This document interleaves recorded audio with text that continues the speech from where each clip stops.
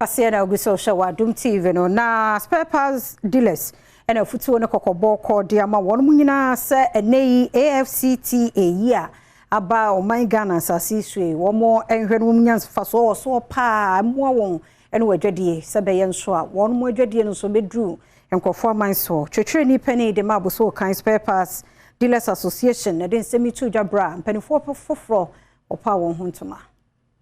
Aboso kan spare parts dealers sise wanyan kranhye bi se ode won ho ebehya Africa Continental Free Trade Area dwumadi aban ede ba ye no emu se be ye a wadwuma no betimi akonanim twetwefo panyine ya woda aboso kan spare parts dealers ano eye gift na anafia no na wo kyeremu a se dwadifo ede won ho ehye AFCTA enimu a ebeboa amoatere wadwuma no mu akwachire wode sansemu etudwo wabra wo pampanimfo a wo mo ene ebeda ekoyi ano after boame nti me bomodi ase me bo adwatifo no biade na ni akire after ebeboa pa medikan pa ya de medikan me nema ba ya ebeboa ama African countries ye di yehu dwa na yempuntu akoyanim after ba beboa yen o say after say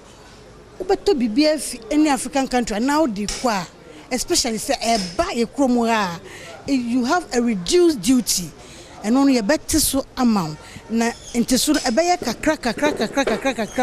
because it be 10 years e be do 10 years no na akodu 0 until after e baso be boy to be after an inch after and wachi ene titere ne awode koyi ano Henry Ochre ekre se e wo sensa kraye eba aboso kanfo edwa wo mo edie no emu your challenges bebre ho amaba no be se mehwe na me ne mpanyifo executives Council of Elders penyifo nyina atrase ne toto adwen na abuso kan koso ene hiaye ene dwedifo empuntu na enunti botan wo meni so no so me pese me boa especially youth ne so na abuso kan CC BCC hama high efe obi aba na abe krabehwe